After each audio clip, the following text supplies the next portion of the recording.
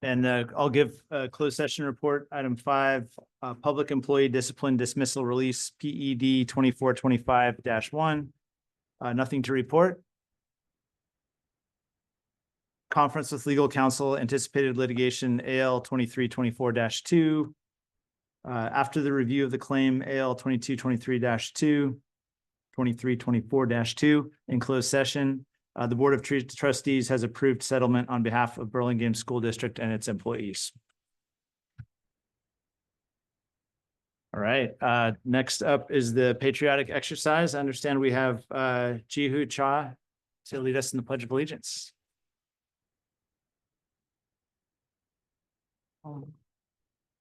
일어나 주세요. Please stand.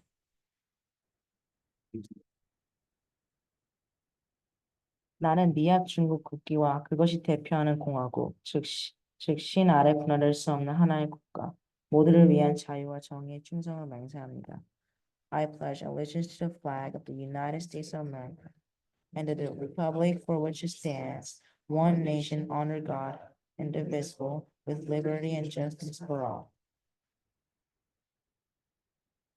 Thank you.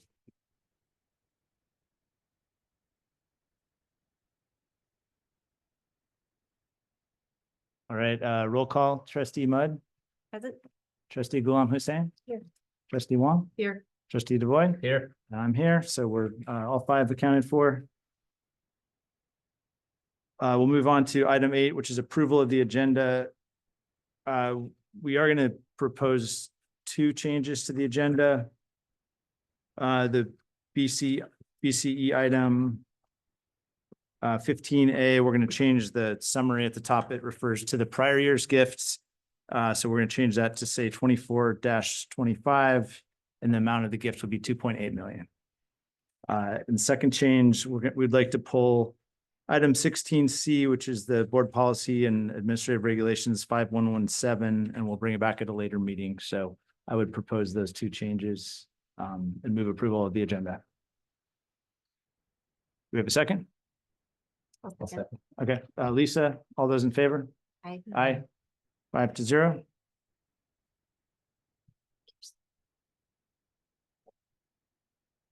Item 9 is public statements related to agenda items.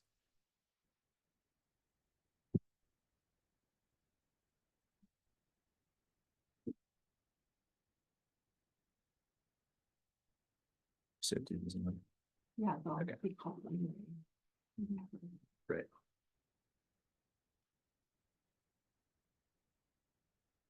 I'll quickly read this. If you choose to make a public statement and you're present at the meeting and have completed a blue form like this, if you haven't, I don't think it's too late. Provide to the superintendent's assistant, Kirsten. You'll be called on during the agendized item or during public statements on non-agenda items for statements on items that are not on the agenda. So we will be calling you as we get to the item.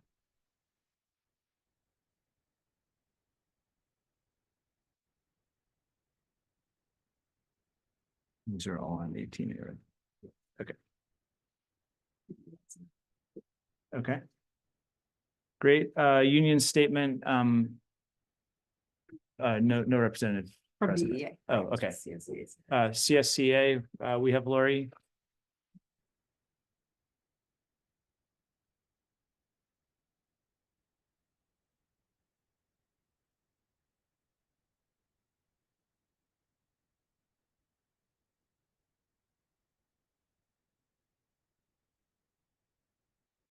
Hello? Okay. Just want to make sure it's working. Good evening, Burlingame School Board, Dr. Silversmith, and community. I want to welcome everyone back to school. My name is Lori Suhu, CSEA President, Chapter 46. Secretaries have been working tirelessly since August 7th, 2 weeks before the first day of school. They have been eagerly completing school registrations and placing students into classrooms. Our paraeducators greeted students with huge smiles as the children walked to their classrooms. Our librarians ordered and shelved books for classrooms, making sure that each child has a story to tell. The custodians continue to keep our schools spotless during the summer months with cleaning, painting, moving furniture from classroom to classroom or building to buildings to ensure a safe and clean school for our students. I know our schools cannot function without these individuals. In July, Allie Penner, Treasurer, Virginia Sandino, Secretary, and myself attended the CSEA 98th Annual Conference in San Jose. This was a 5-day event. Annual conference is a time for members to gather to decide the future of their union. It's democracy in action. It's a celebration of each other and our accomplishments. It's time to learn, to collaborate, and re-energize for the coming year.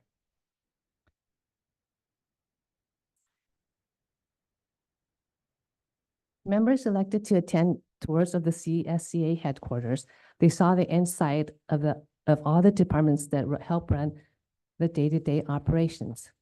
Across the state, members achieve countless milestones and victories every day, whether it be in bargaining, on the job, or in the way they put others before themselves. We were also given an occasion to enrich and gain knowledge that made the CSEA experience so valuable. On behalf of our chapter and myself, I would like to thank the board and Dr. Silversmith on giving us an opportunity for our classified staff to grow stronger in our district. Have a great evening. Thank you. Thank you, Ms. Suhu.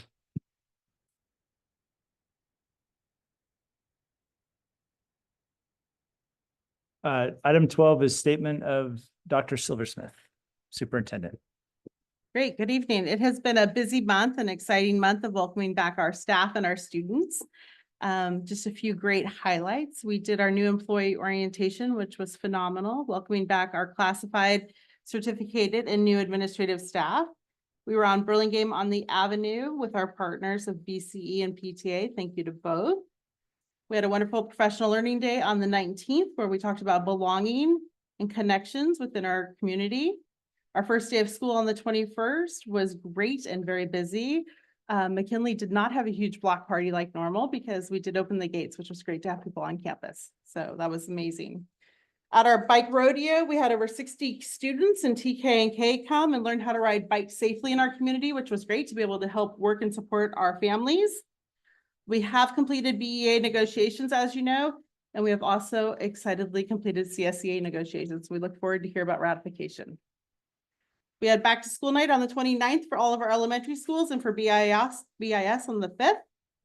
We will be doing our principal hiring for Roosevelt. We're doing our first round of interviews this Friday, and we look forward to that. We have a lot of great applicants. We also have been working closely with our dual language support community and our instructional coaches there. We have met with our families 2 weeks ago. We'll meet with them again on the 19th. We welcome back Erica Kyle as a retired teacher, and that was exciting to bring her back for 2nd grade. And 3rd grade, we have Carly Cahu, who has been our longstanding RTI specialist there as a classified staff supporting our 3rd grade class. And we look forward to talking more about it under Declaration of Need, which we talked about in August, and we'll talk about it again tonight. And we've also made 2 hires for H-1B visas coming from Spain. And so we're excited they've accepted, and hopefully we'll be here soon. So lots of good stuff going on. We have a 8th grade math opening that we're just waiting for TB clearance and then start any day. And then we are doing reference checks on 8th grade English, and then we'll be staffed. So we're super excited about those last couple of areas. Great, thank you. Statements of board members. Lisa? I will be very brief because we have exciting things happening tonight, but I just wanted to echo that I've heard the elementary schools had really great open houses. BIS was packed, lots of excitement around campus, and it's been a great start to the school year. Nothing from me. Just want to welcome everybody back and say that my band had a really good time playing for the teachers on their PD day, and thank you to Renee Canto Adams for doing the recorder bit on Ruby Tuesday, which at very last minute notice, so it's very impressive. And that was it. So wish everybody has a great school year. Nothing to report. Okay, nothing for me to add. So we'll move on to consent agenda. So everything on the consent agenda has been reviewed and posted on the website and reviewed by the board. We view them as non-controversial, so we vote as a block for together on those items. They're all recommended for approval by staff. And do we have a motion to approve the consent agenda? I'll move to approve the consent agenda. I'll second. Great. All those in favor? Aye. All right, 5-0. All right, I think we're at the fun one now.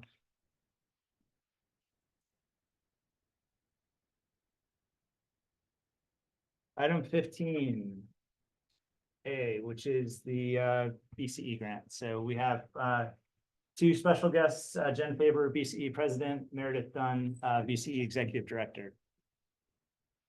And I see John as well. Okay, we have a whole squad. Do we have a portable? Okay. Here, and then we can stand for a little bit. Yeah, that's Sure. great. Yeah, sounds good. Do you want me to hold? Yeah, sorry, I went the wrong way.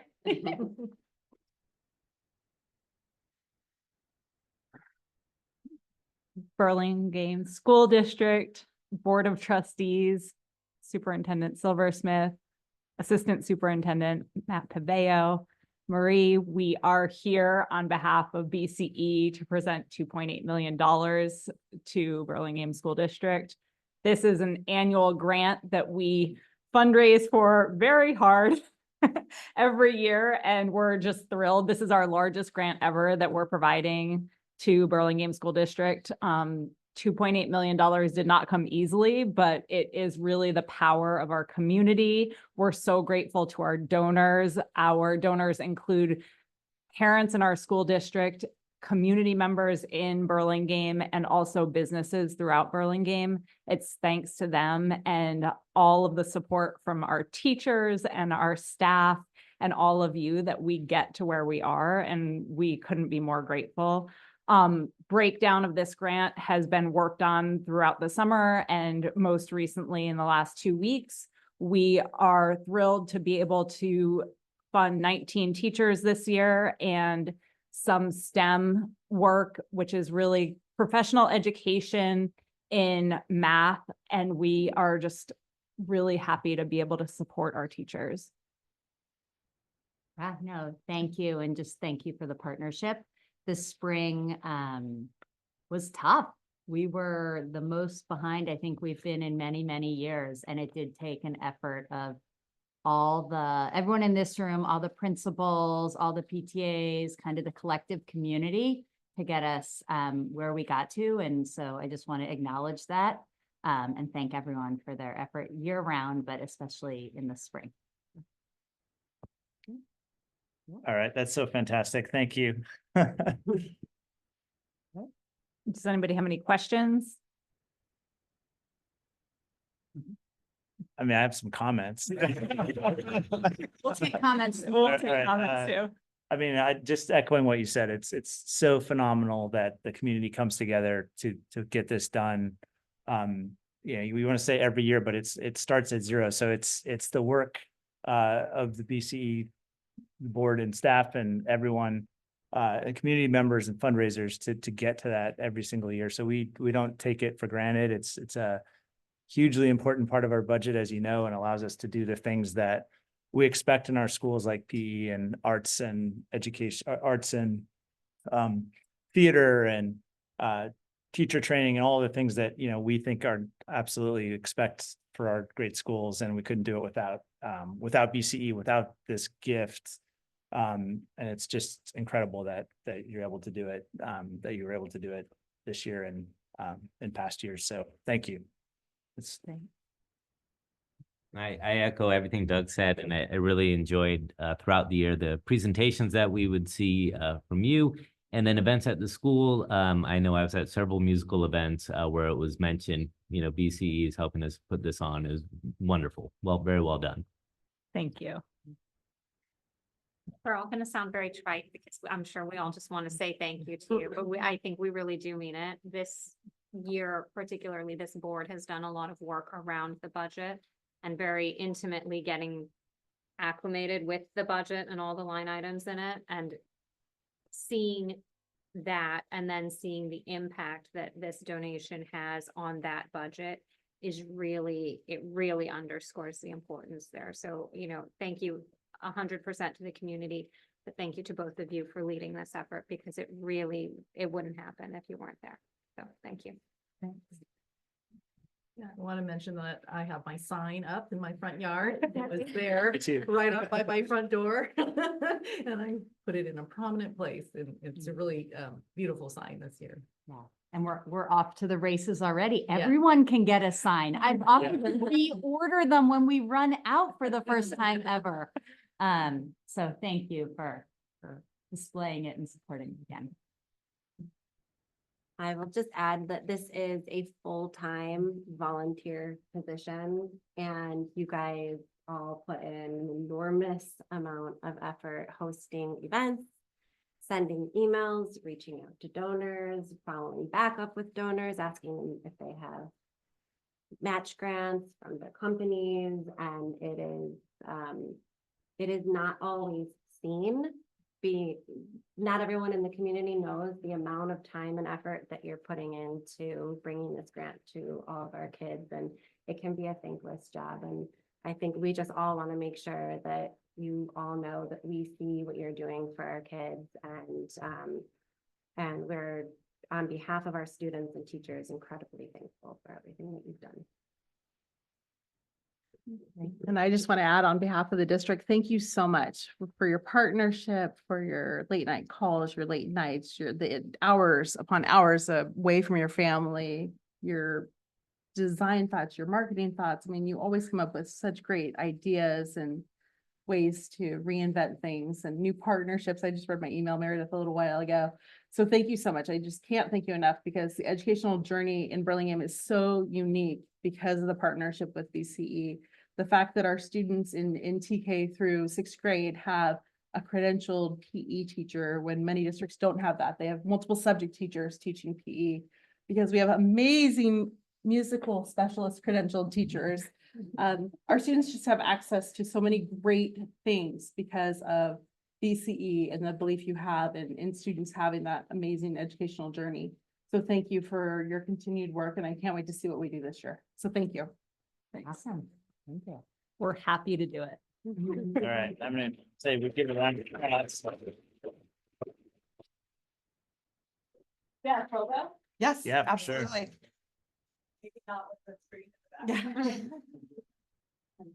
And we brought this one too, 'cause I love that one. Just love this one. No, no. This is. Yes. Maybe the front. Let's see whatever Kirsten wants. Where do you want to? Sorry, can I walk right here? Yeah. Great. Thank you, President. Why not? Yeah.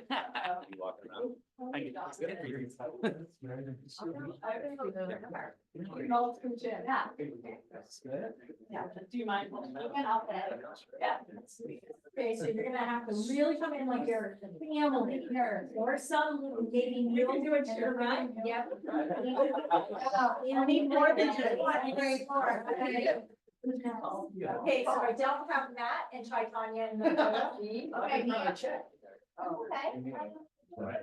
On this side, yeah. There you go. Okay, 1, 2, 3, don't move. 1, 2, 3, perfect, thank you. Thank you so much. We want to leave it. That's the first time. Okay.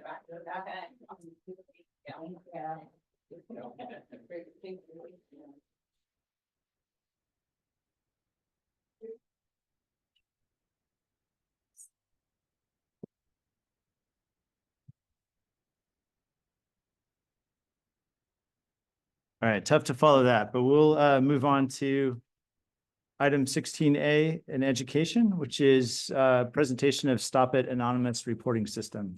Yes, thank you, everyone. It's my pleasure to bring up Greg Fry, the coordinator of school climate for the San Mateo County Office of Education, to present STOPit, which is a new, I'll let him, it's an anonymous reporting system that the schools will be using that empowers individuals to report safety, misconduct, and compliance concerns before they escalate into crisis.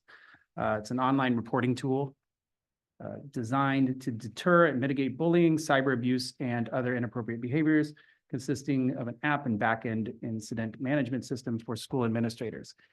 It provides a safe place for students to report things that they see or know about in the schools that will then be reported to the administration to then take action on. We have something similar in our schools right now, but it was kind of just piecemealed by this district itself. This is much more of a county-wide program that is being launched, and we'd be one of many school districts that are doing this, but I'm starting to steal Greg's thunder.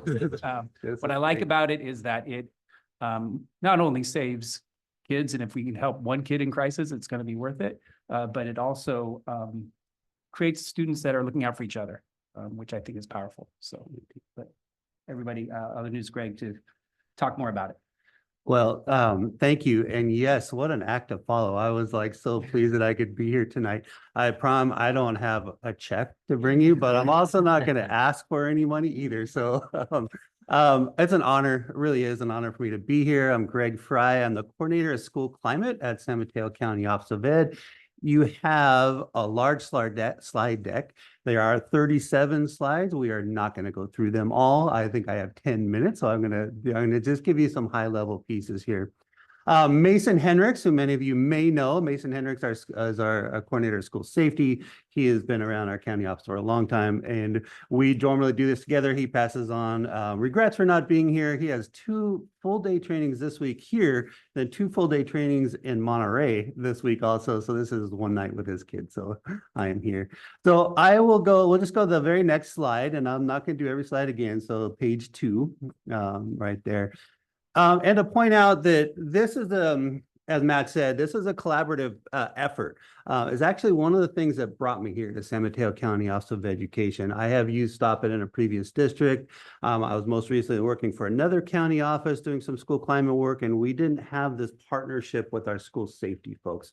So if you've been on our website and are familiar with the Coalition for Safe Schools and Communities, which is a large countywide collaboration between not only the County Office of Ed and our school districts, but also law enforcement, fire department, multiple agencies. And this is, I just wanted to point out on this slide, this is all part of a larger picture for school safety. So Big 5, the threat assessment protocols. This is really goal to get this county-wide. All right, we'll go to the very next one. As Matt was saying, I didn't say this. I was a middle school person, so it's great for me to be here on a campus. I was a middle school special education teacher and site administrator for many years.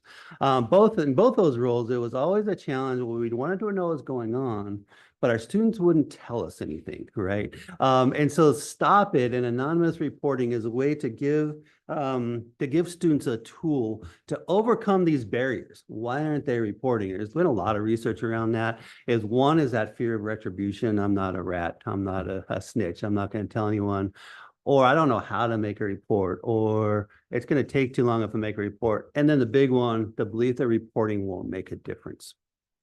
And so STOPit and other anonymous reporting platforms came around some after Columbine, and they've been evolving, even given recent news last week. And so we'll go into the next one, and I want to give you the big, large scope, that one right there, of why this is not, as Matt said, it's often the case we're piecemealing things together, but this is more than just, hey, here's a tool, Burlingame, good luck, you're on your own. We're here. And so I want to kind of share some big picture overviews here and some key points here. Is again, it's a collaborative approach here. And it includes also teaching these warning signs. So what is possible violence? What should we look for? Mason does a great job explaining a lot of these incidents of school violence. There have been things that have been known. And what can our students then see and report, or self-harm or bullying? reinforcing that upstander approach that we are not just standing by as students, as community, we are reaching out. And then very importantly is that these increased modalities, right? And you see it on here. So giving students a tool that one is using, they can use in their own language and their own vernacular and technology tools that they know.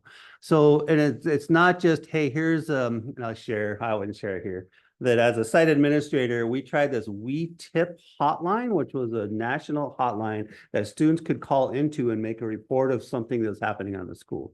None of us were quite sure where those reports went, and we as a site administrators never got those. So it's just a voicemail somewhere out there. So what STOPit does is going to give the ability for through an app, a website, or even a telephone hotline number, also the ability to share screenshots, audio, video, and very importantly, this anonymous two-way text in real time. So when a student makes a report, and I'll go over this in just a second, people receiving those reports can interact with those, even though it's fully anonymous. Our site administrators, our district administrators, even a few of us at the county, myself, Mason, and Chris Schaus, can interact with students in real time. And it is, I want to, very important for a board to know too, there is layer after layer of backup. So this is not dependent on some sole person being at a computer happening to see an email come on board. It's monitored in real time, 24/7, 365, not only by your site administrators, not only by your district administrators. STOPit themselves as a 24-hour incident desk that's open with mental health professionals, and they're looking at everything that comes in. So if it's people aren't responding at a district, they're going to start calling, and I'll go over this too. As well as local law enforcement and the ability to get some even mental health resources. Those idea of quicker response time, and if we could scroll down just a little bit right there, made available at no cost to districts. This is our commitment as part of the Coalition for Safe Schools and Communities to provide this free of charge as well as the support. All right, we'll go back now to slide 6 or page 6, that one right there. And this is probably where I'll spend most of the time, and then do a couple other big things, big picture things for all of you. And then I don't know if we have questions or we'll have time for that, but I want to share again what this is. It's an anonymous reporting tool. In real time, it alerts our administrators, our site, the district, and even county administrators to address issues and risk early before they escalate, right? Very important to know, and this has been vetted not only by several of us at the county office, but our legal team to look at, well, what about privacy? What about the data privacy? What about the app privacy? I'm here to share very clearly that they have the strictest privacy setup. They are FERPA compliant, the Federal Education Rights and Privacy Act. They're also HIPAA compliant, which guides mental health and insurance. They're also CODA compliant, which guides technology organizations to make sure they have highest level of standards. And I had to look all these up. SOC 2 compliant for anyone who is techie, which means that their data has the highest level of security that there can be. Very important that anything, whether a student downloads the app or makes a submission on a website, nothing is collected about the student at all. The only thing that is collected is that IP address in the case of emergencies, which I'll talk about too. And again, just want to point out that at the bottom, that's monitored in real time by several folks. And so it's not dependent again on one person. It's not a chain where it goes this person, then this person. It goes out. So if there's something that comes in, even after hours, there are several people who are going to be making sure that it is addressed. Scroll down just a little bit. Again, I mentioned the Incident Response Center, and then local law enforcement. Superintendent Cyril Smith's done a great job getting our local law enforcement in your district right on board. So if something happens, and I'll give an example, something happens after hours, and let's even use a threat is made at school. There's going to be something happening at this school tomorrow, and we get those alerts come in. It's late at night. It comes across. None of us happen to see it. Your site folks, your district folks, the three of us who monitor at the district office. Well, STOPit then is going to get on the phone and call the two district people. And then they're going to call us, but they're also going to call law enforcement and say, hey, we're getting this report. This is where the IP address is. If they ask for that, if they need that. In the case of, for example, a student who is online making a report, hey, I want to commit suicide right now. We'll get those resources there. And so really, I just wanted to emphasize that it is a very safe platform for privacy, and two, that the liability is removed because there are backup after backup after backups. Okay. All right, we'll go now to slide 8, a couple more down really quick right here.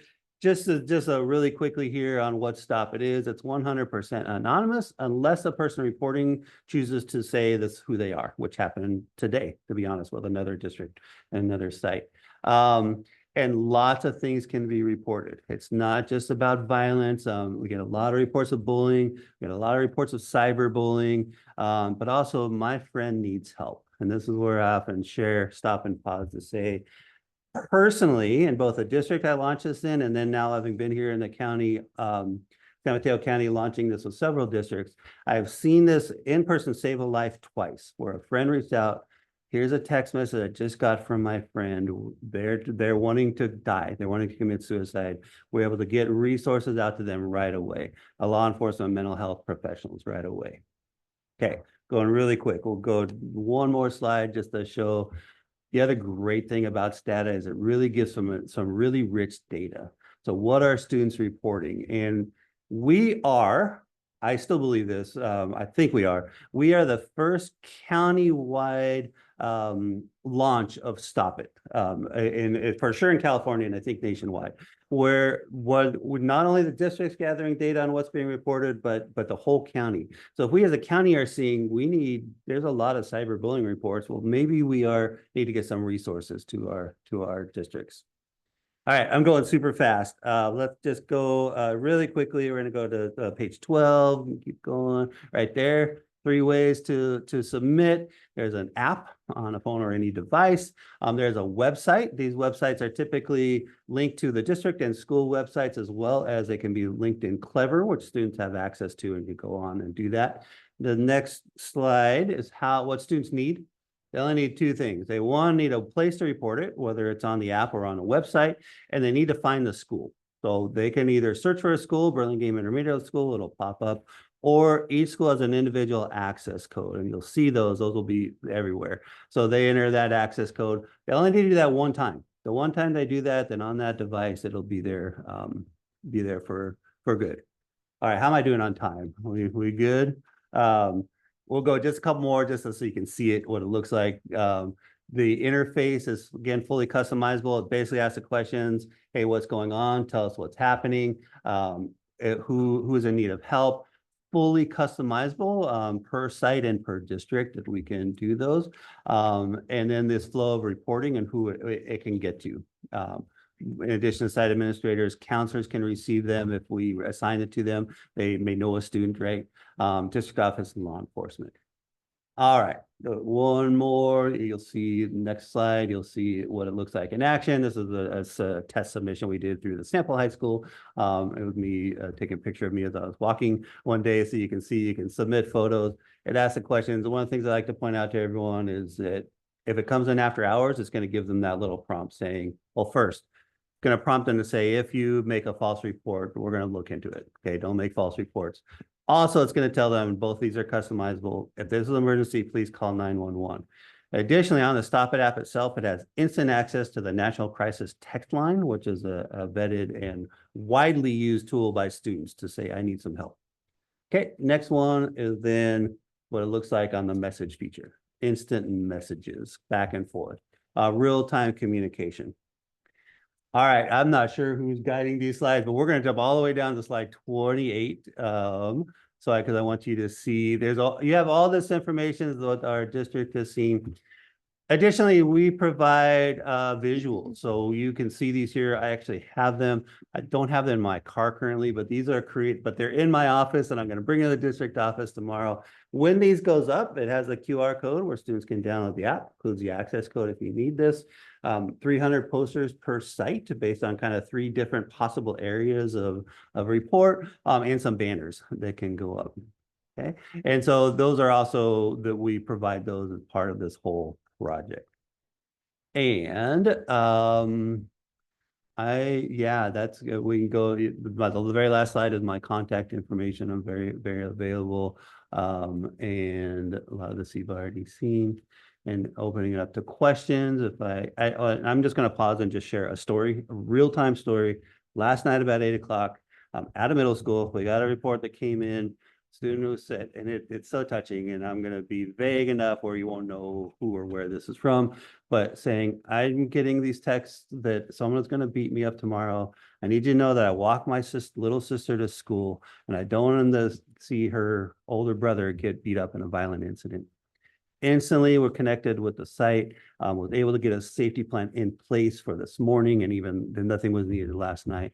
But it's a major one for this student. It wasn't raising to the level of a life-threatening one or we need to get law enforcement, but able to get those support instantly. And that student was there this morning as he came onto campus and watched the site interact with them. So it's a very powerful tool and it makes a big difference. So I think I went a little over 10 minutes. So I apologize to all, but yeah. Thank you, Greg. Any questions? My question is around, we do have a board policy around phones on campus and students. And I think we want our students to have this on their phones if they have phones. So I'm just curious how we would roll that out in the schools and what that would look like when we're telling kids they can't have their phones, they shouldn't have their phones. And also we do want them using this app. Yeah. Wow, you do a slide number. That's impressive. There, in addition to the phone app, one, it is a tool that can be used on a phone app. Can also be used on school devices though. The website is a fully anonymous website that they can log into. You link it right onto each school site and they can go on there. One of the districts is actually, they have some stations around too, where got different school-owned iPad stations where they can go and make a report those ways too. And then the reality, we do have board policies, and I've worked in many districts and counties where that was an absolute policy. And our students and our governor is really being, let's not have on the schools with full support of that. But they do have them, and most of the ones that come on the app are after hours website during the day. So I'm not answering as a policy, but just to share a practice that's been done. So. Yeah, I mean, this is probably more a question for administration, like how would this be communicated to parents in advance? And during advisory, your child may pull out their phone on this specific date or. The principals at our next meeting, which is Thursday, will be talking about the rollout plan. So all of that will be part of it. Coming. Right. Absolutely. So.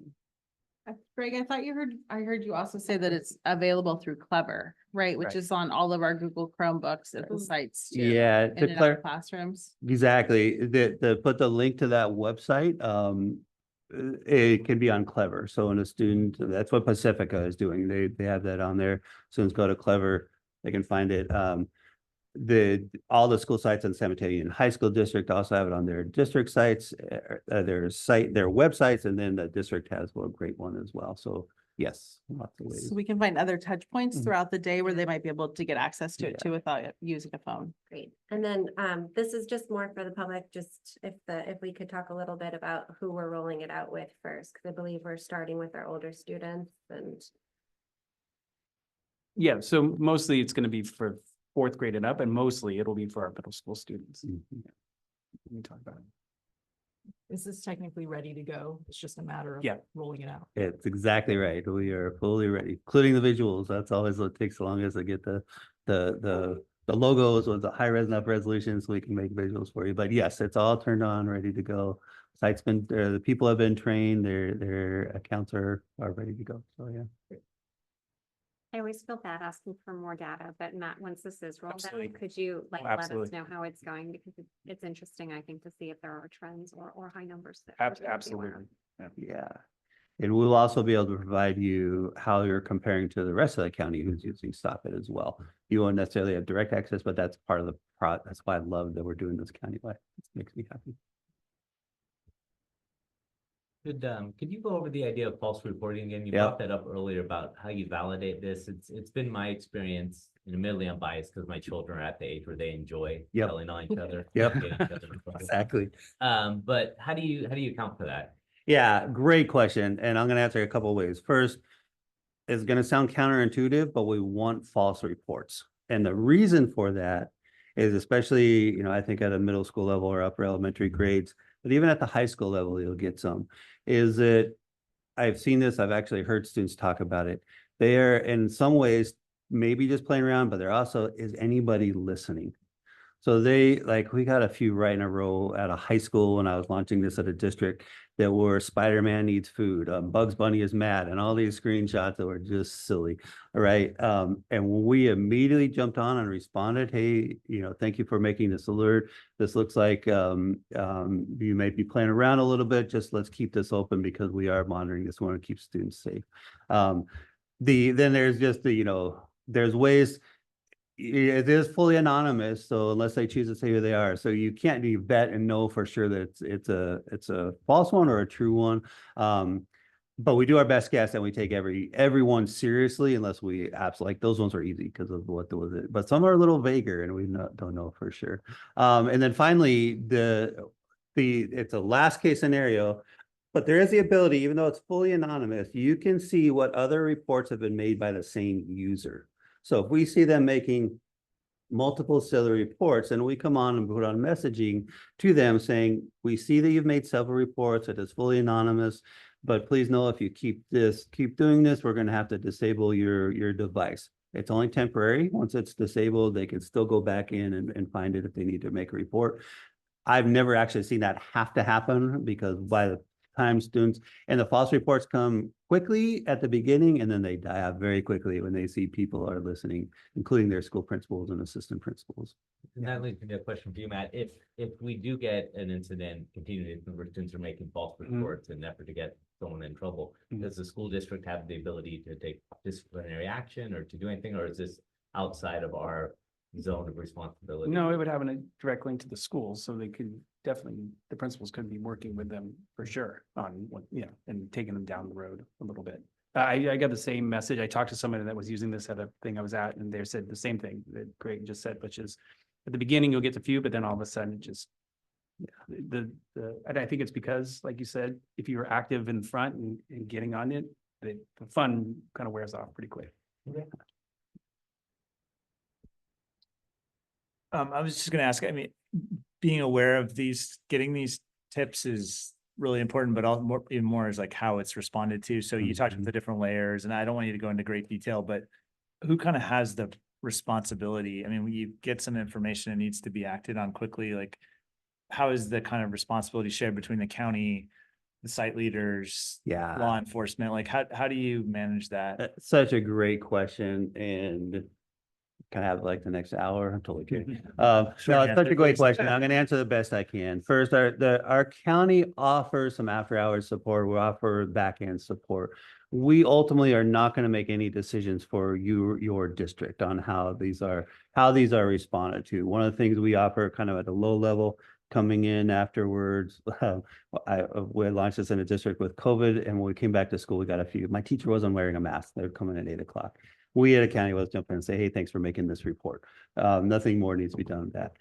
Mason being on board is really critical because he's our county threat assessment leader. So if something comes in, and this has happened, where there's going to need to be a threat assessment, he is with all our districts, and that process can then be launched, that threat assessment piece.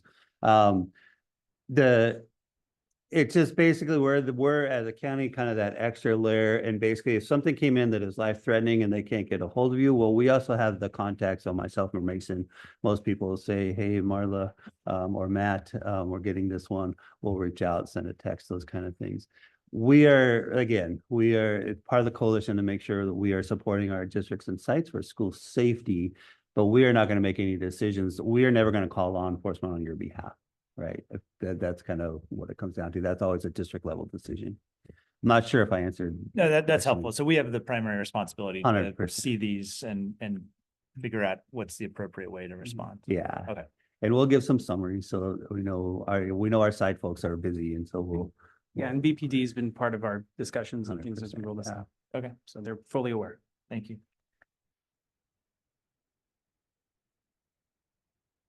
All right. Any other Thank you questions? so much. Thank you. Thanks, you. Greg. Thank you Thank very you. much. Thank you.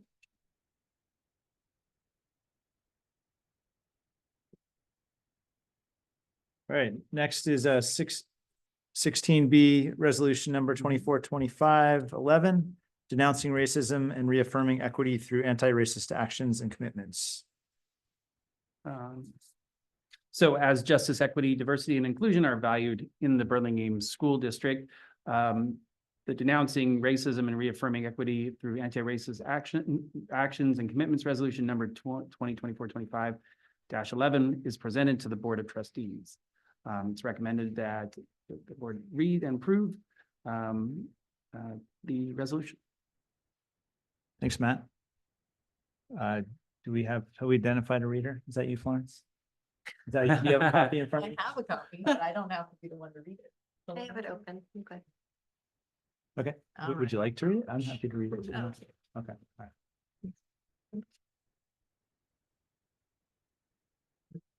Resolution denouncing racism and reaffirming equity through anti-racist actions and commitments, number 2425-11.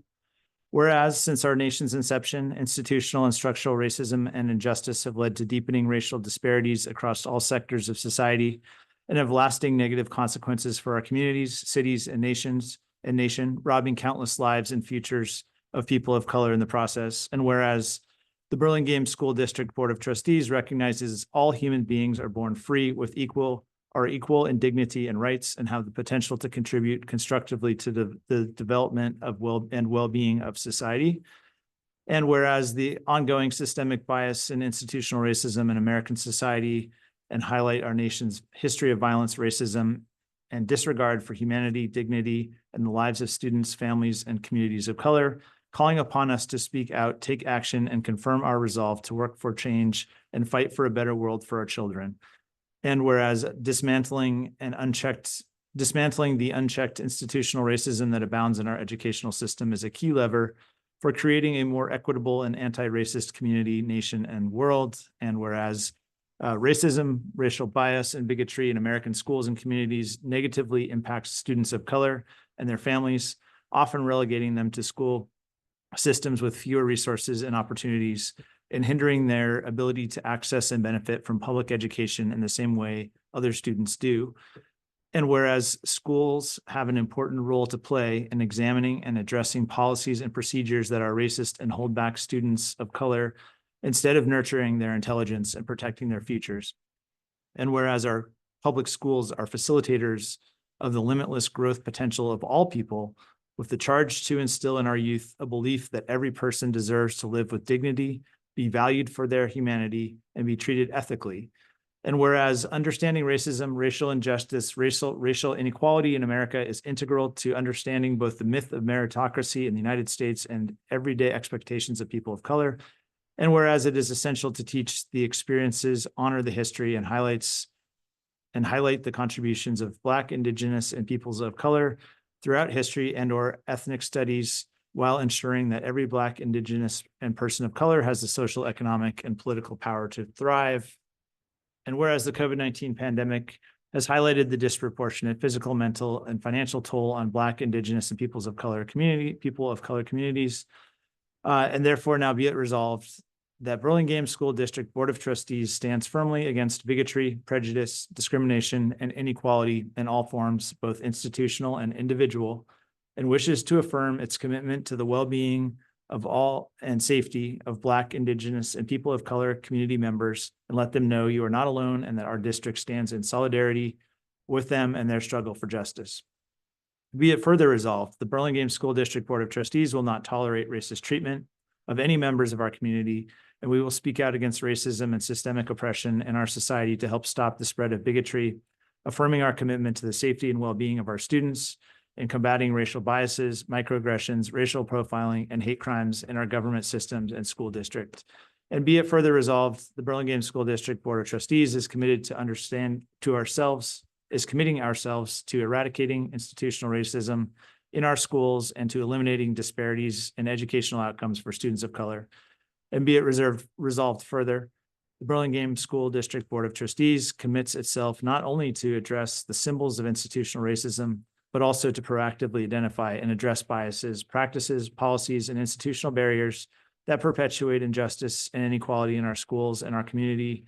Be it further resolved that the board is committed to restorative justice practices, anti-racist training, cultural responsive training, resources that provide safe spaces for discussions on race and injustice. And finally, be it resolved, the board will work tirelessly and collaboratively with staff, students, families to dismantle institutionalized racism in our society and school district. Passed and adopted by the board. Oh, I won't read that part yet.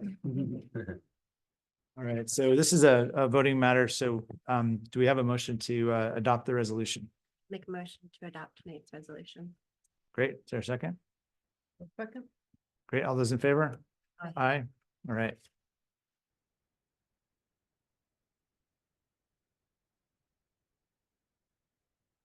Great. Item 16C, we're removing from the agenda, so we'll skip that one.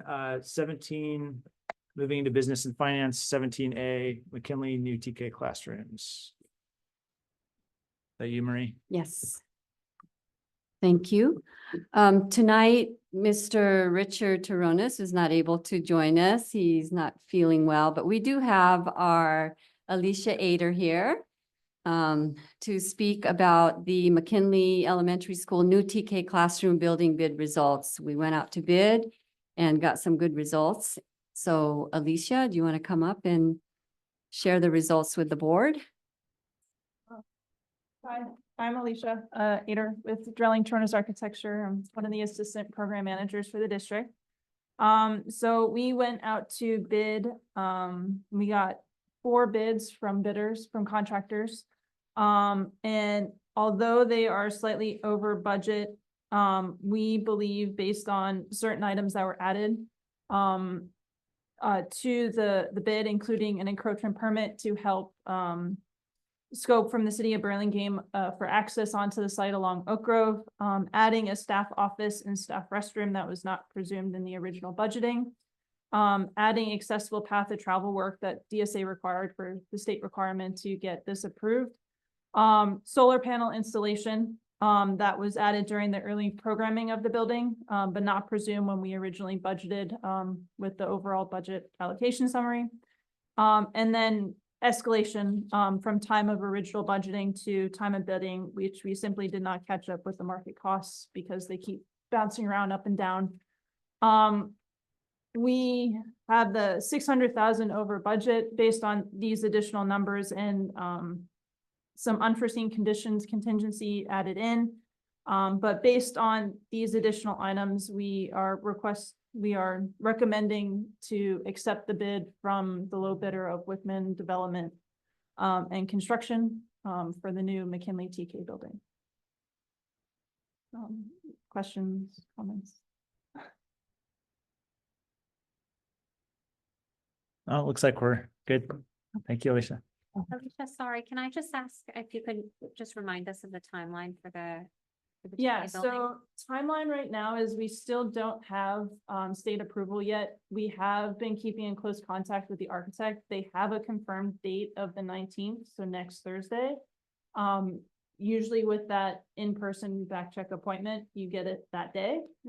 So within that time period, about a week and a half after that, the contractor will start mobilizing and getting started. I've already started having meetings with them to figuring out logistics on the site as well, both for the city as well as the other contractor who's currently on the South Yard. So we're setting up additional meetings to make sure they're ready to go the moment we have state approval. Alicia, also the completion, projected completion is? Projected completion is by the start of next school year, so August 2025. Yes. Also, can you speak a little bit about the fencing around Yes. that area? So currently within the bid, we have a subcontractor for fencing, so there is scope included.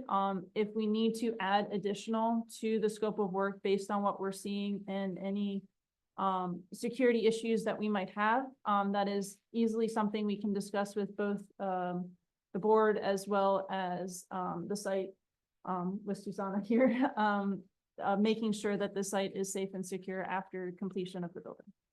Thank you. And along those same lines, the rainbow colored bollards on the Yes. corner, they Yes. remain in the project. Yes, plan, correct? they are to remain, they were placed in 2 years ago, after the traffic incident that occurred. They are similar to the target bollards that you see as you walk in, the big red balls. We just went rainbowed, just to add a pop and flare to the school site, but otherwise they were installed to make sure there are extra security measures at that corner of Oak Grove and El Camino. Great, thank you. Great, do we have a motion to approve the low bid from Wickman Development Construction? I'll move to approve. I'll second. Okay, all those in favor? Aye. 5-0. Great. All right, 17B. This is, I'll let you introduce this, Marie.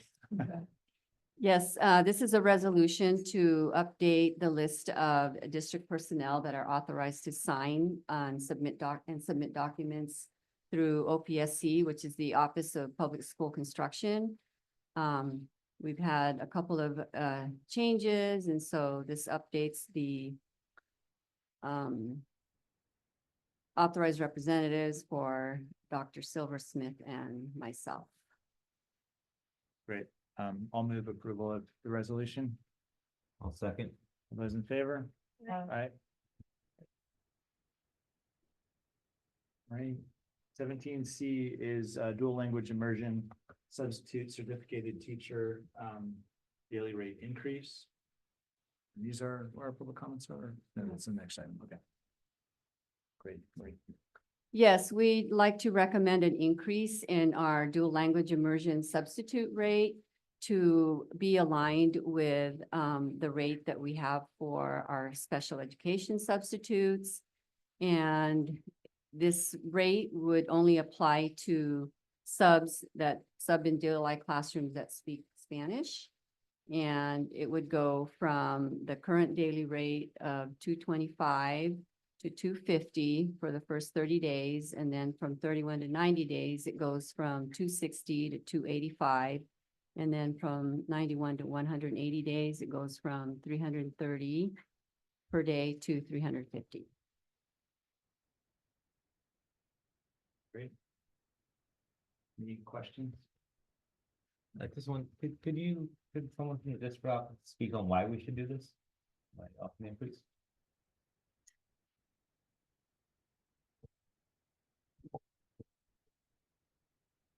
Sure. In looking at the need for substitutes, I mean, it's a competitive area, and to make sure that this is a highly sought after position. So to make sure that we're competitive with reaching out into the community, making sure that we can find these dual language immersion substitutes, competing with, knowing that we are competing with the area around us, this makes us much more competitive.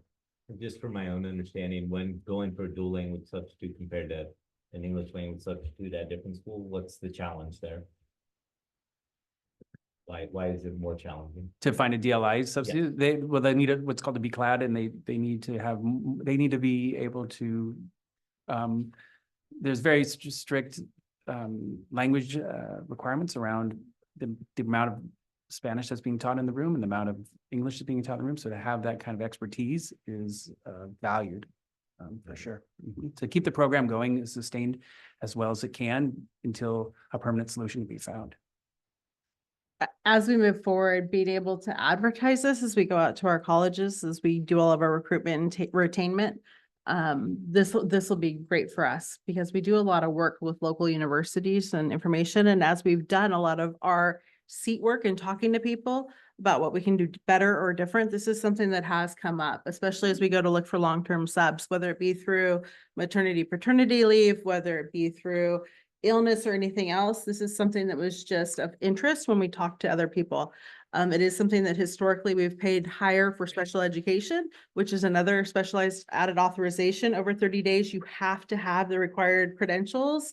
For a dual language credential, you would have to have the BCLAD over 30 days. So this is another authorization that just allows for a little extra support for people that are going above and beyond to have beyond this, the base multiple subject credential. So it's the district recognizing the extra requirements by the state of California.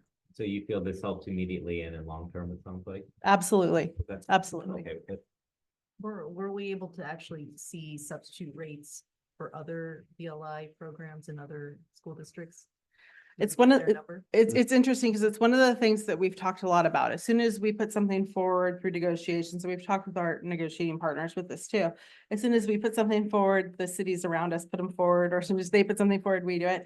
So although we do this, I mean, it basically mirrors the other people. However, so one of the bigger things that we're working on, and we'll talk about it with declaration of needs too, is really culture and climate and making sure that the people that are already seated, the retention component. So making sure that our teachers receive the training and supports that every multiple subject teacher receives, but also information and supports beyond that with BCLAD.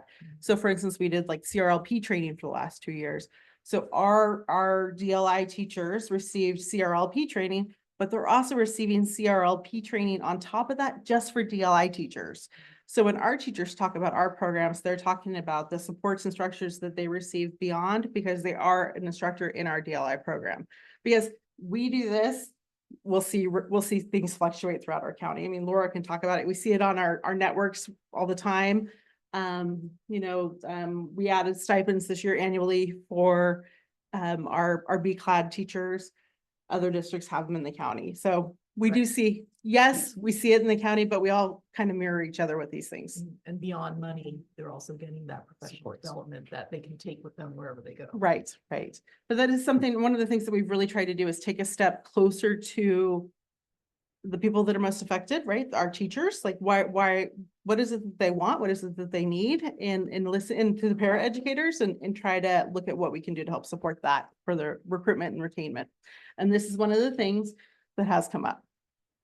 Sorry, Marla, to be just really. No, you're just fine. To be super clear there. So when you are a substitute in the DLI program, so fine with the rates, but I guess my question is that the same credential that you then need to be a permanent teacher, or is there something required to flip somebody from sub? Good question. Just because this could be a pipeline. So prior to 30 days, no. 30 days, you can have a 4-year degree, speak Spanish, and have a CBEST. After 30 days, you have to have the BCLAD or have a specialized waiver to be able to stay into it for a year, saying that you're working towards it. Yeah, and Laura will talk a little bit more about that when it comes to declaration of needs, because in August we presented on that too. We need 2 declaration of needs for the programs for 2nd and 3rd grade, and it's also on the September component. So she'll be able to speak a little bit more to that too. Great. So I will move to approve the resolution. Second. All those in favor? Aye. Aye. 5-0. 17D is fiscal year 23-24 unaudited actuals report. Great. Thank you. Yes, so I'm pleased to report the unaudited actuals for the year. This report is the final report of 23-24. In the previous reports, I presented first interim, second interim. They were really all based on projections. So this gives us the final report of the year that gives the actual revenues and expenditures and fund balance that covers the period from July 1, 23 to June 30th, 2024.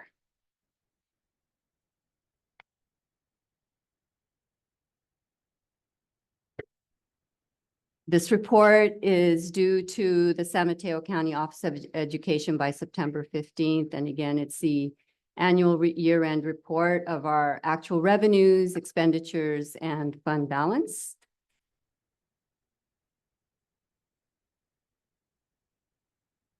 So starting off with our unrestricted revenues, we have different sources of revenues, including the LCFF revenue sources, federal revenues, other state revenues, and other local revenues. So when we started off in the year, we had a total revenue in the adopted budget of 39.4 million. And then you can see how the revisions occurred throughout the year from first interim, second interim, and estimated actuals and through unaudited actuals. I want to point out, the LCFF revenue is our basic aid status this year when we changed to basic aid at first interim. You recall our property taxes were projected to go up a couple $1 million, especially our supplemental taxes back at first interim. We're at 6.9 million. And we received reports throughout the year regarding our property taxes. And at P2, they were at 5.7 million, which was around June. And then our final report of property taxes in August, the supplemental taxes were down to 4.8 million. So that's a change of about 2.1 million in property taxes. This is one of the reasons why our county, when they first told us that we were going into basic aid, to be cautious and set some funding aside in our reserves just in case this happens. So fortunately, even though we had a reduction in our revenues, we also had reductions in expenditures, which kind of offsets that, and I'll go over that in the next slide. But overall, we ended up with total revenues of 39.9 million, which was a change of decrease of 940,000 since I last reported to the board. And some of the changes, like in other state revenue, that included increases in lottery and our mandated block grant.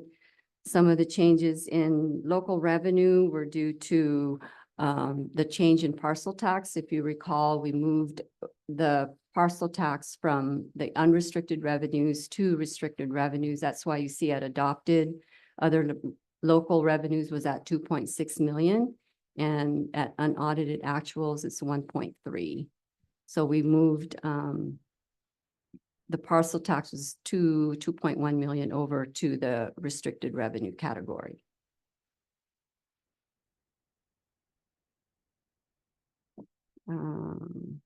Yeah, some of the other changes in the local revenues had to do with increases in interest income as well as some of our rental income.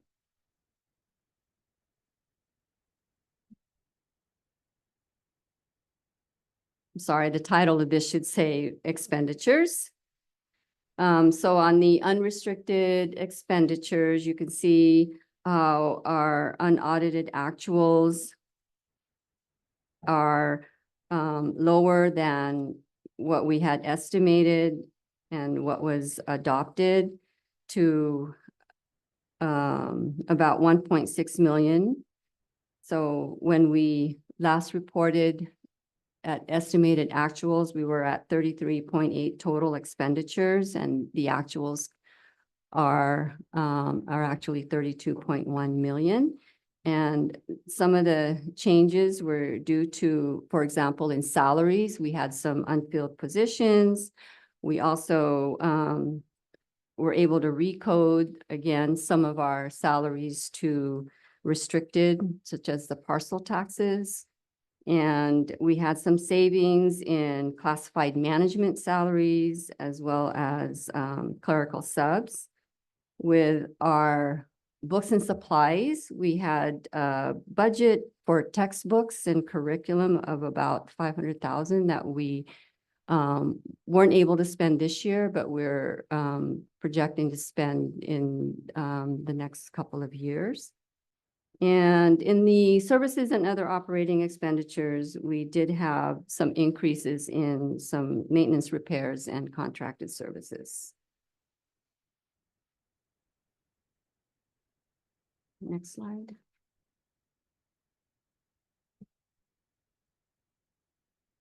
So in summary, our total revenues, we ended up with the 39.9 million, which was $940,000 less than what we had estimated. And in total expenditures, we ended with 32.1 million, which was 1.6 million less than what we had estimated. So our overall net increase, oh, we also had a decrease in our contributions, about $62,000. So overall, our net increase to fund balance is 2.1 million.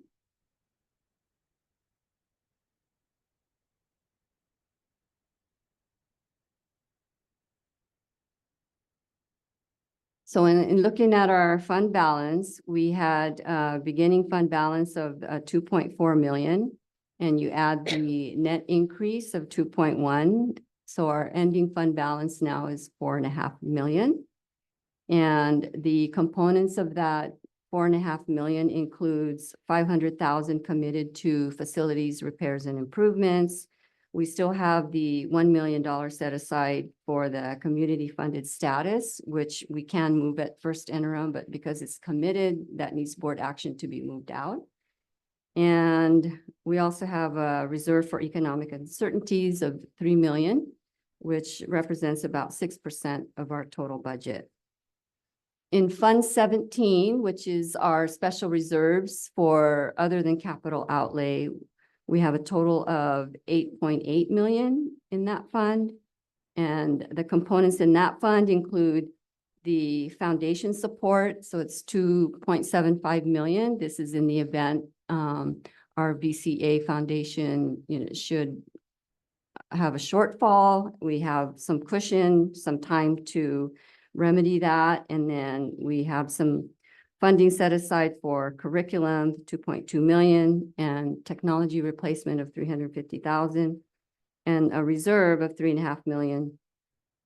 So our total reserve right now is about 13%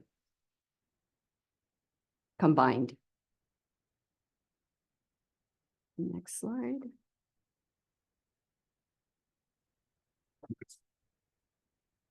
We also have other funds. We have our cafeteria fund at Fund 13, and we have an ending fund balance of 653,000 there. We have our deferred maintenance fund. We have an ending fund balance of 2.2 million. Special reserves, Fund 17 is what we just discussed. There's 8.8 million. And the building fund, which is Fund 21, this is our bond. We still have 40 million. The capital facilities, but this is our developer fees. There's 4.2 million in that fund. And Fund 40, our special reserves for capital outlay is 2 million. That is committed to the money that we're setting aside as part of our MOU with Parks and Rec to help with the replacement of future replacement of our turf fields. And the bond interest and redemption, which is part of the bond. And then we do have a private fund of 16,000, which is also known as the Osberg Trust Fund.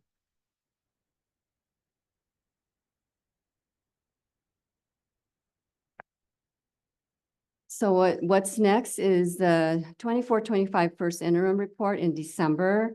So in December, we'll update the current year budget, which will include possibly revenue adjustments. When we review revenues, we will look at our property tax estimates based on what we receive from the county, and it will be posted around November. And also update any COLA that might come from the state, and also any expenditure adjustments, which will include some of the settlements that we've had with our bargaining units. So all of those adjustments will show up in our first interim report. And then we're also working on our 23-24 final audit, which will be presented in January. And with that, I'd like to recommend approval of the unaudited actuals report. And if you have any questions, I'd be happy to answer. Questions? Just an observation, that property tax revenue, when we thought went to our basic aid or community funded, where we went above the minimum that the state guarantees. It turned out to be a little bit ephemeral in that it decreased over time during the various reports, which is a good reminder for us. I think that we can't really count on that. I know we had some public comment about whether we'll make that status next year or not, and hopefully we do. But we've seen a good example this year about how it can change over time to the negative. So I appreciate that we got the results we did even with that. And I think I heard you say that some of the expenses got moved over to restricted funds. We were only looking at unrestricted here. So being able to use restricted funds to pay for some of our expenses obviously helps the unrestricted bottom line. So it's great to see that. Yeah. Yes. Okay, I would move to approve the interim budget, or sorry, not the interim. Unaudited actuals. Unaudited actuals budget. Second. Great. All those in favor? Aye. Aye. Great. Thank you. Thanks, Marie. 17E, the GAN limit. Yes, so by September 30th of each year, there's an ed code that requires the county and the board to pass this GAN limit resolution, and it has to do with limits on the growth of expenditures. And this report is actually automatically calculated by the SAC software. And according to the report, there weren't any major adjustments, and we are within our GAN limit. So we'd like to recommend approval of this resolution. I'll move to approve the GAN limit resolution. Second. All those in favor? Aye, 5-0.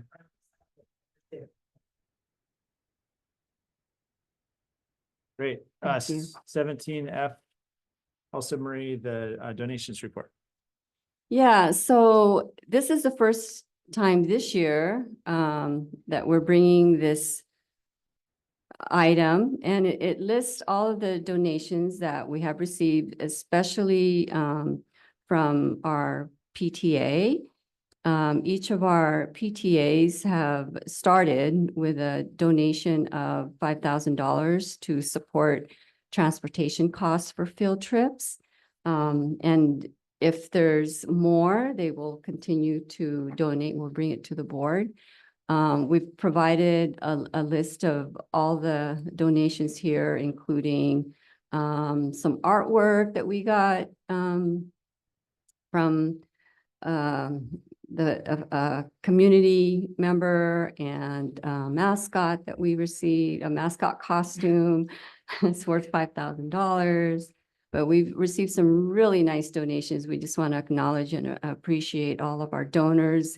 Also, being able to use the event center at the Cole Mansion, that was a really, really large donation. Moving forward, we would like to put this under consent, if that's okay with the board. But and sometimes what happens is, the board can choose to pull it and call out every donation and just acknowledge. But once this is approved, then we will follow up and send letters out to all of the donors on your behalf. Great. Yeah, thank you. I support moving it to consent. I'll move approval of the donation report. Second. All those in favor? Aye. Aye, 5-0. Sorry, President Brown, I didn't hear the second. Lawrence. Thank you. Maria, it was really interesting to see this. Thank you. All right, 18A, declaration of need for fully qualified educators. And we do have some public comment on this one. Here's some just two public comments. I have one more.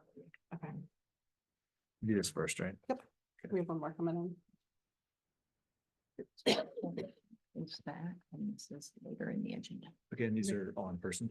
Yes, this one Okay. person, the other ones are submitted and they've been posted online to the agenda. Great.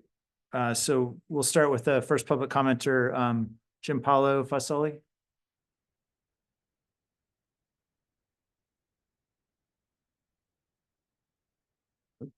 And we have, 3 minutes, right? I'll be quick. Good evening, Board of Trustees. My name is Gianpaolo Fazzoli, and I'm a parent of a 2nd and 5th grader in the dual language immersion program at McKinley Elementary. We also have a 7th grader in BIS who graduated from that program. So I'm speaking tonight to share my concerns about teacher recruitment and retention in the BSD dual language immersion program. The district seems to be struggling with retaining and recruiting Spanish-speaking teachers for the DLI program.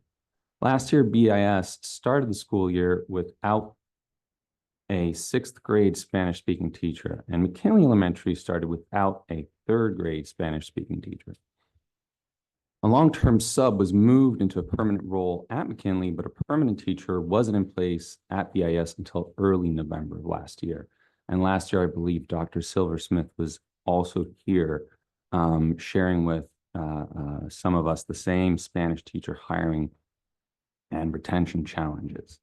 This year, McKinley Elementary started the school year without 2 Spanish-speaking teachers for 2nd grade and 3rd grade. Parents weren't made aware of this until 2 days before school started, when classroom assignments were handed out, and these classrooms had TBD listed as the teacher.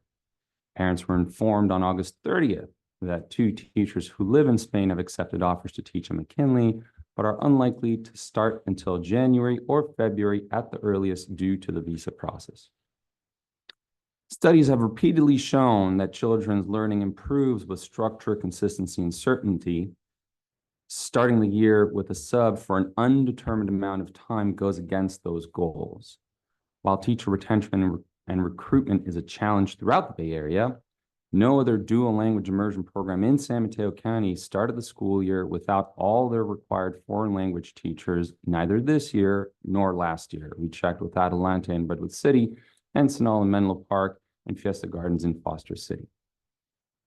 When asked how we came to be in this situation, the superintendent and principal have not shared detailed information, citing rules against discussing personal matters. This makes it difficult for parents to understand why this happened and feel confident it won't happen again. Some parents are in contact with former teachers and have been sharing what they've learned. The lack of details by the administration has enabled the spread of unverified information through the rumor mill. We've heard that last spring, 2 teachers were given very short notice they needed to obtain a credential. One was able to get it before the deadline, but was given a low salary offer and told that her years of teaching without the credential weren't counted towards her experience. She declined the offer and accepted a position with a private school. We understand that the district knew in April these 2 teachers wouldn't be returning, but didn't start recruiting to replace them until mid-June. In contrast, San Mateo Foster City School District begins recruiting international teachers in January, prior to the start of the school year they'll be needed. Given that BSD has been without DLI teachers at the start of school year for 2 consecutive years, I respectfully request that you investigate what happened at BIS and McKinley Elementary to understand why BSD, unique in the county, is struggling to staff immersion language teachers for Spanish, which is spoken by 28% of the population in California. That's time. That's time. Thank you for your consideration. Thank you.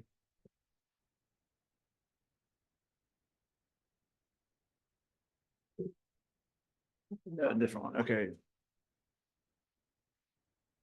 Next up is Tara Lundy.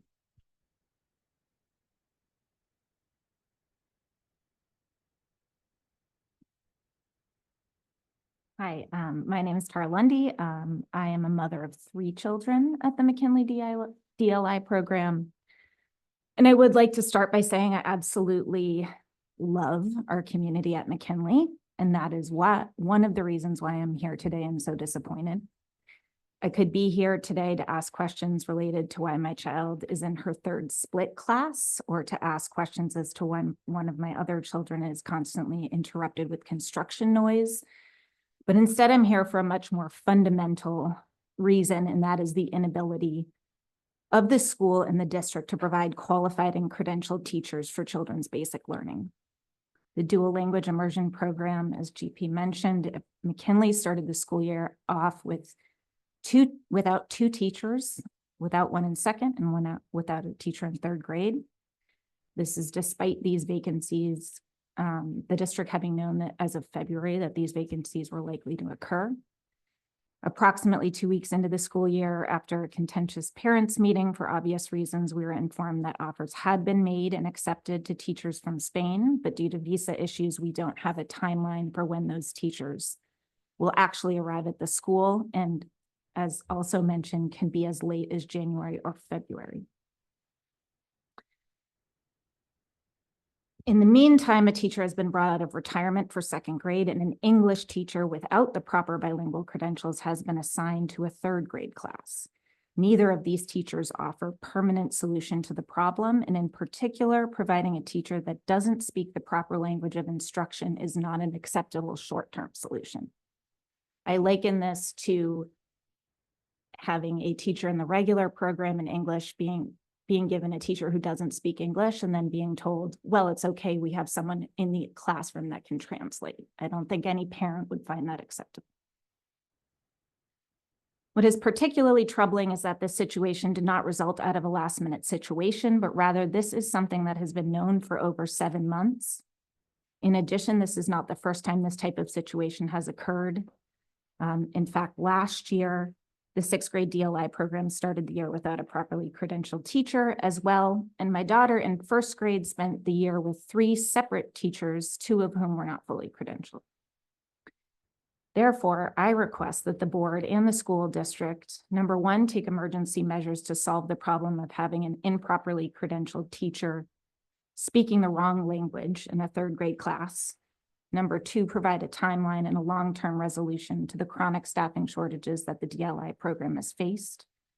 And number 3, provide actions of accountability for why we are standing here 7 months later, still faced with fundamental lack of quality education for our kids. Thanks. Thank you.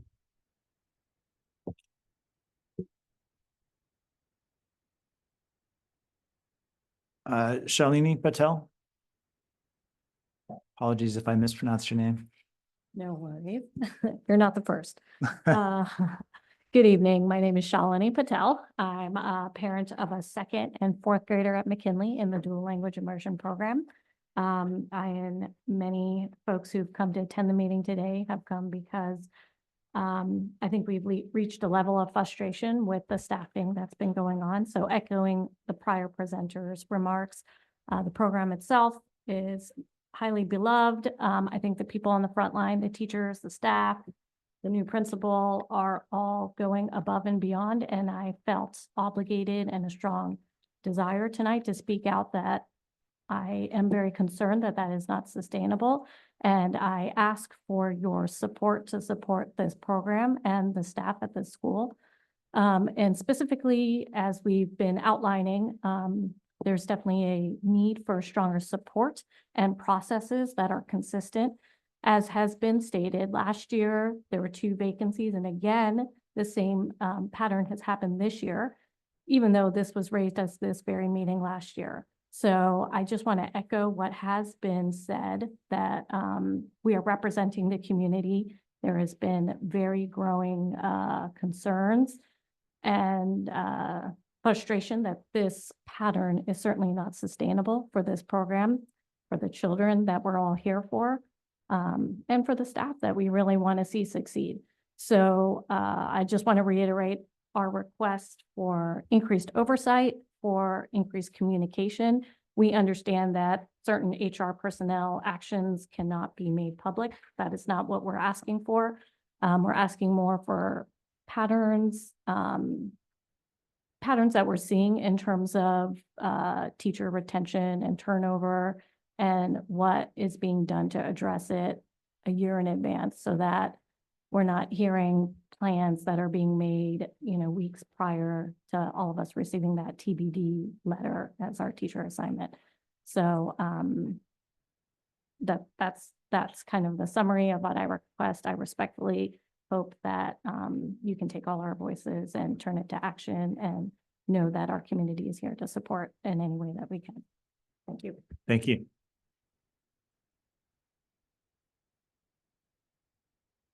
All right, is Laura presenting this? or- Yes. Yes.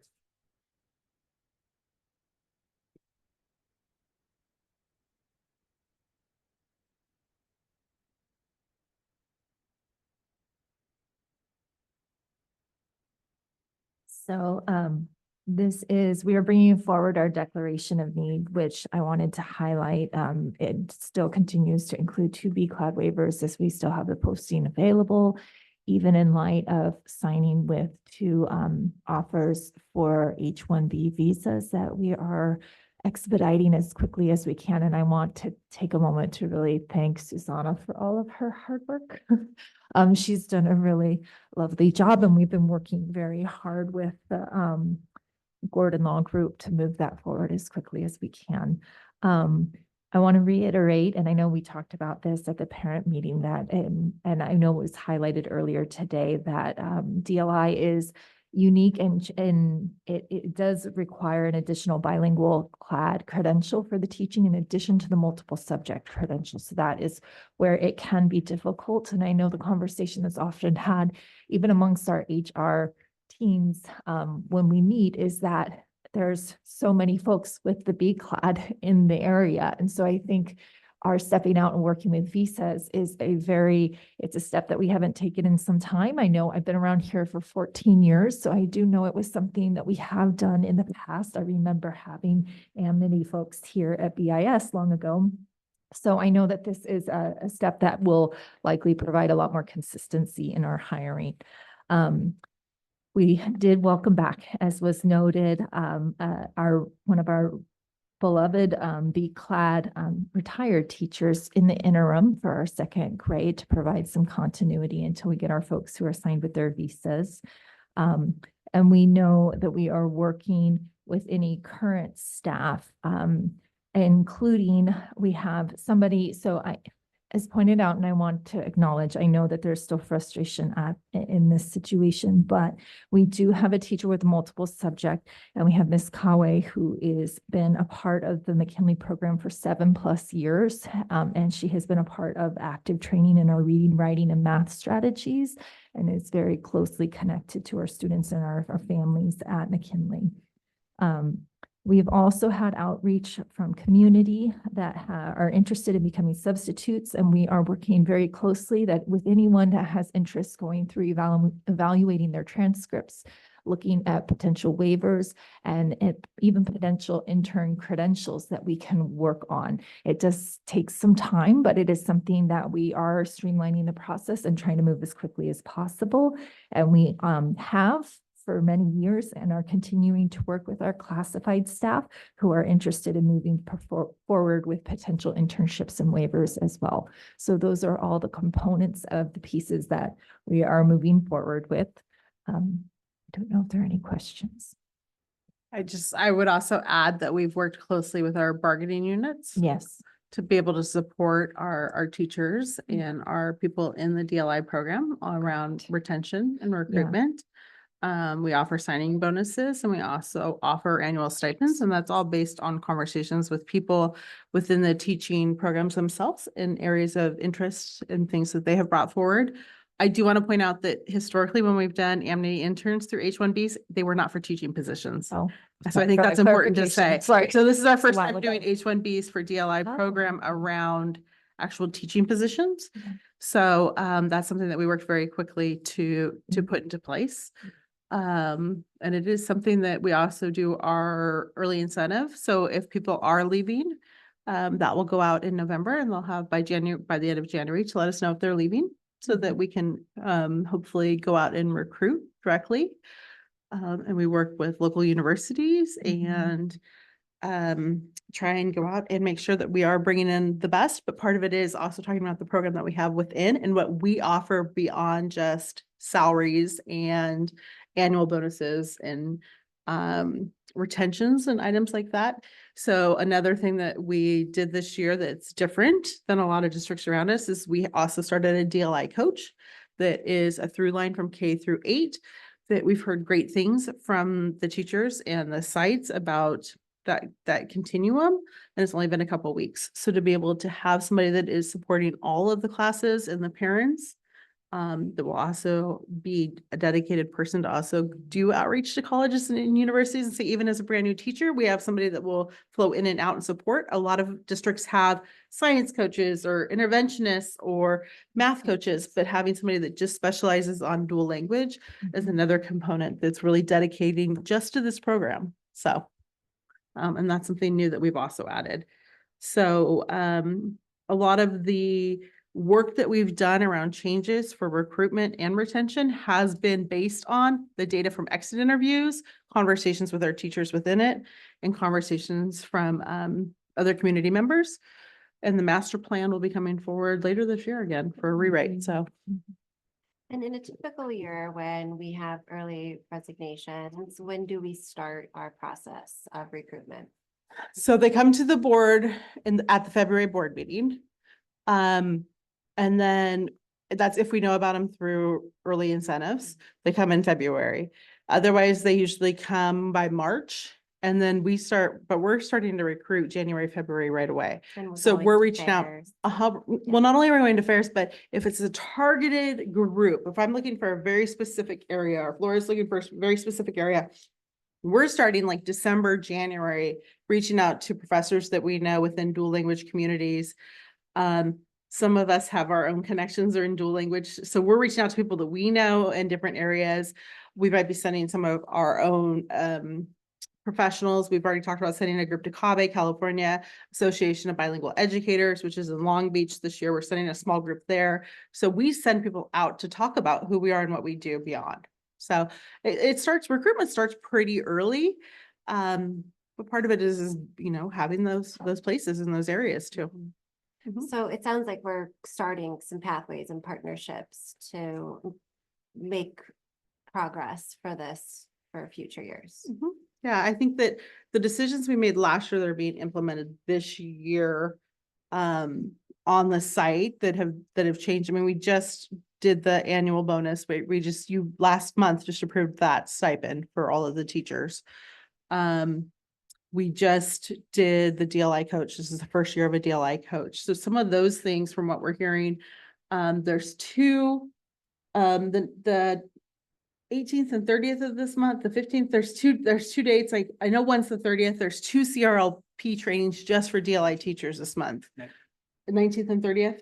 And then, Berkeley, Lawrence Hall of Science Berkeley Math Project is coming in and doing stuff, and they'll do stuff with DLI coaches. So there's very targeted things that we're doing based on conversations with our teachers, where they will get to come together and be able to do their own kind of like almost DLI almost mini workshops with professors from the local areas specialized. So we're trying to build kind of our own community, and that's all based on resources and money that we set aside last year with the help of CBO de la Cruz to be able to support our teachers around retention. And can you talk a little bit more about the partnership with these two folks from Spain? Yes, so probably a while before school started, we started meeting with lawyers to be able to look at being able to do J1 or H1B visas with companies to bring people internationally. And then it's like a matching component. So then you meet with the lawyer, and then you meet with another person, and then you meet with a company, and then you look through resumes. And then Susanna very quickly pulled together an amazing team of McKinley teachers and specialists that could test the Spanish, test the English, because you want equal language, right? And met with them and had great conversations. And then we ran into some interesting things. For instance, like how do you do reference checks? Different things you don't have fingerprints. Different things that we have to look through too. And Susanna walked us through a lot of components that we had to work through with H-1Bs and J-1s. J-1s, just so you know, California has no more J-1s until October. So we are currently paying expedited to have 2 teachers cleared H-1Bs, and it's going pretty fast right now. I mean, I don't have something to compare it to, but based on what I'm hearing from other superintendents and from Susanna, this is a pretty fast pace of where we're at of being able to clear people to come over. And it's pretty difficult to pass some of these exams that the teachers have to go through. So when that hurdle or obstacle arises, what are we doing to support teachers that need the help? Yeah, so when a teacher is seated, so they might have their 4-year degree, they might have their credentials, but they need to clear stuff to get more components just to be able to finish the last couple things. Laura's done a great job of trying to mirror teachers to write programs or components, but there are certain assessments that might need to be done. We have connected them with professional learning opportunities or people that can help them through their professional learning opportunities for small group or one-on-one supports to be able to set them up for success. They're hard. Some of them are very hard. And if you are not a native English speaker, they can be even harder. And so there's a lot of supports that are out there that we try to support. And we know we definitely, there's certain timelines that we have to meet to make sure that we're meeting the goals. The state of California will come in and do audits. They do it, and it's a big component where they come in and make sure that teachers have credentials and the right components. And if they don't have it, there is the potential that we will lose ADA for every child in that classroom, which could potentially be a classroom of 30, could cost what for your 300, over 300,000 based on 11,000 per ADA, and that right there is 2 to 3 teacher FTEs. So those are the things. It's working with the teachers to make sure that we can sustain all of that. And you're planning to continue meeting with the DLI folks as this process? We have a meeting on the 19th to update them. That was a promise that we made them on where we're at. So we'll meet with them in person again on the 19th to support them and let them know where we are. Our goal is to be as transparent as we can with them when we can be and where we can be, and to support them in those areas. Great. Any more questions? Great. Do we have a motion to approve the declaration of need? I'll make a motion to approve the declaration of need. I'll second. All those in favor? Okay. Thank you. Sarah, you were, Aye. yeah, okay. Sorry. 5-0.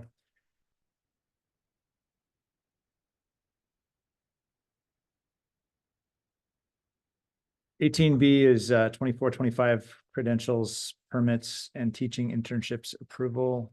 It's Laura as well. Yes, Laura, you're up. Permits. Permits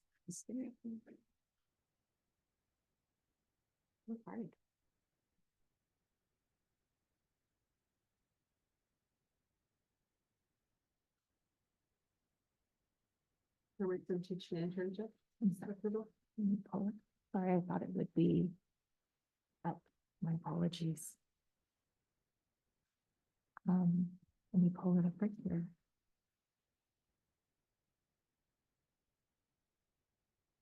So we have a few updates, which is really exciting news for some of our incoming new hires. We have a provisional internship permit that we were requesting for Shin-Yu Hu, who is our new math A teacher at BIS. We're very excited about that step.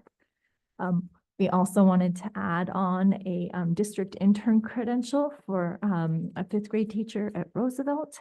And then through a partnership and outreach to a local university, we met with we have another district intern credential for our VAPA teacher at BIS.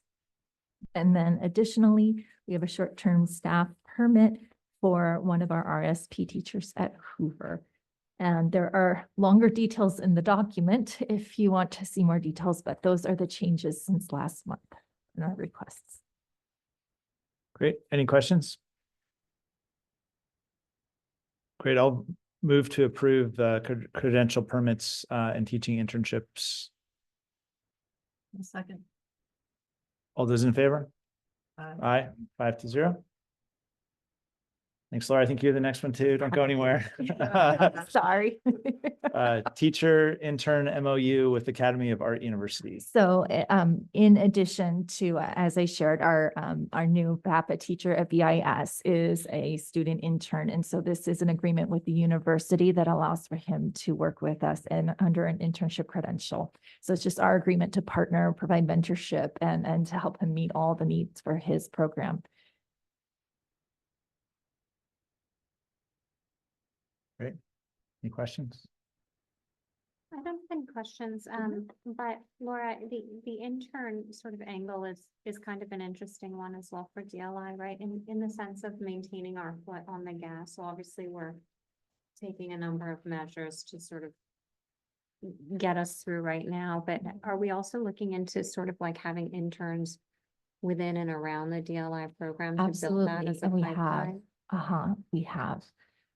So yes, we have worked with that, and it's something that's been relevant the last couple years specifically, and it is something that we reach out to our local universities on a regular basis. And we are looking this year, I think we've spoken to it already, but I'll reiterate it. A lot of times when you go to the recruitment fairs, a lot of people, everyone has their big glitter sparkle BCLAT sign up. One approach that we want to try this year is reaching out to the universities and going to the students' classes while they're in class with their professor, and there's a whole group. And so you're not in competition at a recruitment fair, but you're really able to speak directly to our program. So that's another approach that we want to use, but we definitely have connections with local universities and have for the last several years, and have had internship folks through our DLI program. And it's something that we're hoping to get a few more folks qualified for, that we're actively working on right now. So absolutely, it's something to utilize and access as much as we can and hope to strengthen as well. Thank you.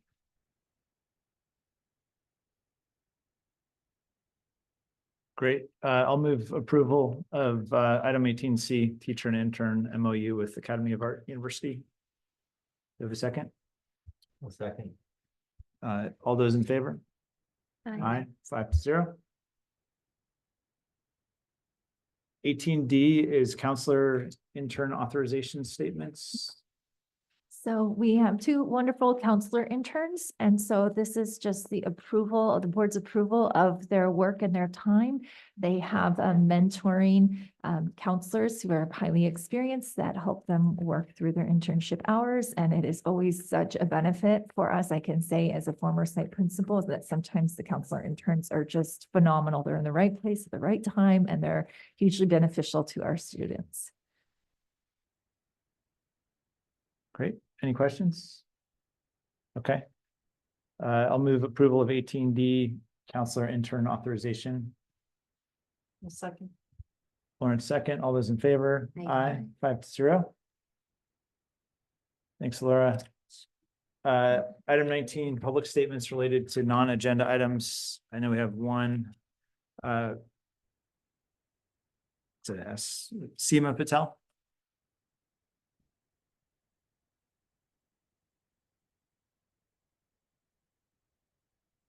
Hi, my name is Seema Patel. I'm also a McKinley parent of a second and fourth grader, but I actually wanted to ask you about access to these meetings and to encourage you to make these meetings more open and accessible. In my spare time, I attend a lot of board and commission meetings throughout the peninsula and at the county level. And I was quite surprised, one, that comments over Zoom are not allowed, and that also if members of the public submit a comment by email beforehand, that we are not allowed to speak in person at the meeting. I have spoken to many local jurisdictions and have never encountered that rule. I am not a lawyer, but I have attended many Brown Act trainings in my time, and I'm concerned that that rule actually may be in violation of the Brown Act. I'm going to read from California Government Code 54954.3, which states every agenda for regular meetings shall provide an opportunity for members of the public to directly address the legislative body on any item of interest to the public. I do not think email counts as a direct address because we as the public have no guarantee that our emails were read. So I would encourage you, if you have a district attorney, to speak with your attorney and make sure that that rule is not in conflict with the Brown Act. But even if it's not, I would encourage you to make these meetings more open and accessible to public. Thank you. Thank you, Seema.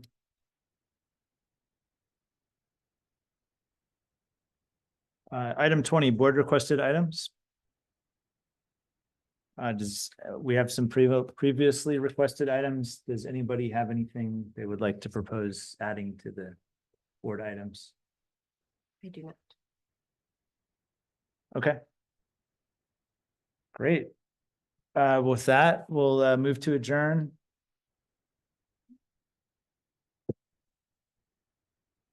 Need an actual vote. So I'm sorry. Yeah, most important. I'll make a motion. Do we have a to motion? This evening's I'll meeting. All those in favor? Aye. Sarah, you're a yes on that one. All right. 5-0. All Did say- meeting adjourned.